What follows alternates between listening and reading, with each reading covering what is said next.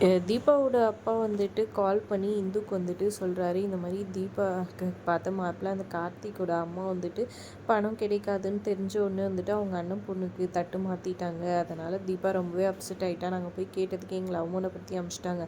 தீபாவும் எதுவுமே சொல்லாமல் யோசிச்சிட்டே வந்துட்டு அப்புறம் ஒரு ஆட்டோ ஏறி போயிட்டாமா, எனக்கு பயமாக இருக்குன்னு சொல்கிறாங்க. அப்புறம் ஆட்டோவோட அடையாளம் எதுனா கேட்குறாரு கர்ணா ஃபோன் வாங்கி. அப்புறமா அந்த சாமி ஃபோட்டோவில் பற்றியெல்லாம் சொல்ல அப்புறமா உடனே அதை வச்சு அங்கேருந்து ஆட்டோ ஸ்டாண்டுக்கு கால் பண்ணி கர்ணா கேட்குறாரு, எங்கே இறக்கி விட்டாங்கன்னு கேட்க ஒரு ஹாஸ்பிட்டல்னு சொல்கிறாங்க. தீபா போயிட்டு அங்கே டாக்டர் கிட்ட கெஞ்சிட்ருக்குறாங்க.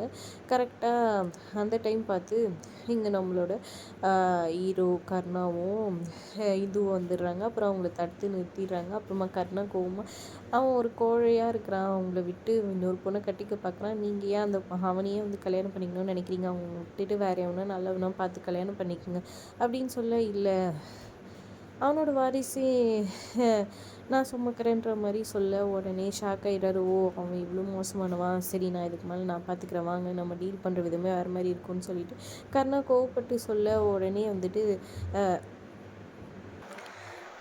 இந்து வந்துட்டு அதெல்லாம் வேணாம், அப்பாவுக்கு தெரிஞ்சால் அந்த விஷயமே பிரச்சனையாயிடும், அதனால நம்ம போய் பேசலான்னு சொல்லிட்டு நேராக வந்து கார்த்திக் வீட்டுக்கு போகிறாங்க. அங்கே போனால் வந்துட்டு இவங்களை விரட்டி அடிக்காத விதமாக பேசுகிறாங்க. உடனே கர்ணாக்கு ஒரு கட்டத்தில் கோவம் வந்தது. கார்த்திக்கும் அமைதியாக இருக்கிறத பார்த்துட்டு, சரி போலீஸை கூப்பிடுங்க, என்ன நடக்குது பார்க்கலாம், நாங்களும் உண்மையே சொல்கிறோம், நீ கண்டி ஏமாத்திட்டேன்னு சொன்னேன், உன்னை தூக்கி உள்ளே வச்சுருவாங்கன்னு சொல்லிட்டு கார்த்திக் கிட்ட வந்து மிரட்டுறாரு. உடனே வந்துட்டு பயந்து போயிடுறாங்க அவங்க அப்பா அம்மா எல்லாரும். உடனே சரின்னு சொல்லிட்டு உனக்கு ஒரு வாரம் டைமு, அதாவது ஒரு நாள் டைம், அந்த ஒரு நாளுக்குள்ளே 10 லட்சம் பணம் எடுத்துகிட்டு வந்தால் இந்த கல்யாணம் நடக்கும், இல்லைன்னா கிடையாதுன்ற மாதிரி அவங்க அம்மா சொல்லிடுறாங்க. கர்ணா உடனே சரின்னு சொல்லுன்ற மாதிரி இந்து கண்ணு காமிக்க, இந்து கண்டிப்பாக நல்லபடியாக நடக்கும், நீ கவலைப்படாத, வாக்கா பார்த்துக்கலாம் அப்படின்ற மாதிரி சொல்லி கூட்டிகிட்டு போயிடுறாங்க.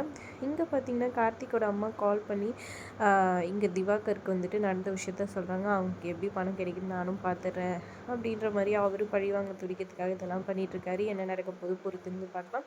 வீடியோ பிடிச்சிருந்தா லைக் பண்ணிக்கோங்க. தேங்க்ஸ் ஃபார் வாட்சிங்.